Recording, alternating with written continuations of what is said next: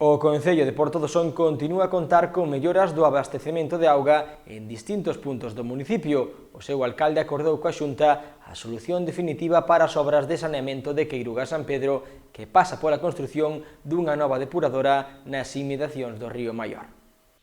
A Xunta de Galicia e o Concello de Porto do Son veñen de acordar unha solución para as obras de saneamento de Queiruga-San Pedro, que pasa pola construción dunha nova depuradora nas inmediacións do Río Maior. A conselleira de Infraestructuras e Mobilidade, Etel Vázquez, mantivo un encontro de traballo co alcalde Luís Oujo, no que analizaron as diferentes alternativas estudadas para acometer as obras comprometidas para a dotación de saneamento a Queiruga e San Pedro, concluindo que a construción dunha nova depuradora ao carón do Río Maior é a solución óptima. Tras a execución das obras de Xuño e Camaño, ademais da depuradora de Baroña, o saneamento de Queiruga-San Pedro é a última actuación pendente para completar as infraestructuras da vertente costeira do sur do municipio.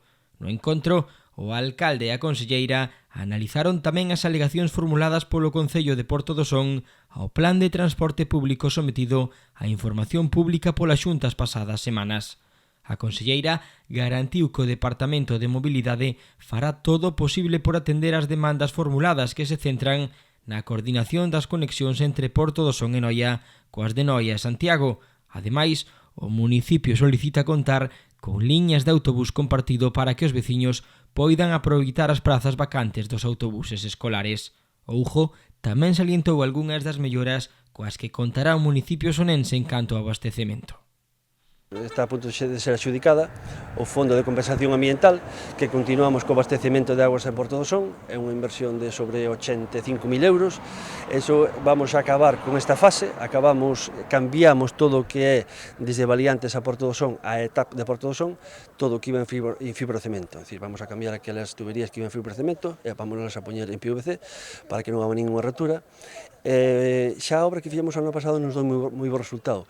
Este ano ainda me dicía onte o técnico de servicio de aguas, dicíame que en moi poucos momentos houve que poñer o bombeo desde o río Quintáns. Eso significa un aforro enerxético brutal, porque nós o que facíamos é bombear desde o Quintáns hacia a ETAP de Portosón e ao mesmo tempo da ETAP de Portosón incluso bombear aquí a Portosín. Xa casi con ese manantial evitamos que non haga ninguna pérdida, pois casi co manantial ese nos abastecemos Porto do Son, quer decir que é un aforro enorme, non? Igualmente indicou que xa se adxudicou na parroquia de Queiruga, na zona de Río Tarela, a adxudicación da segunda fase para aumentar un camiño e dar acceso así dunha ambulancia ao lugar, unha demanda da veciñanza.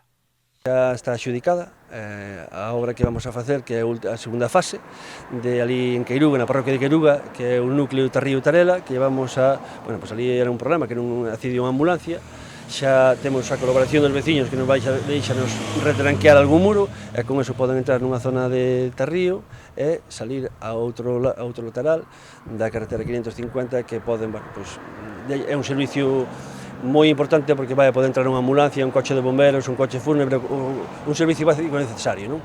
E tamén xa empezaremos a hablar rapidiño.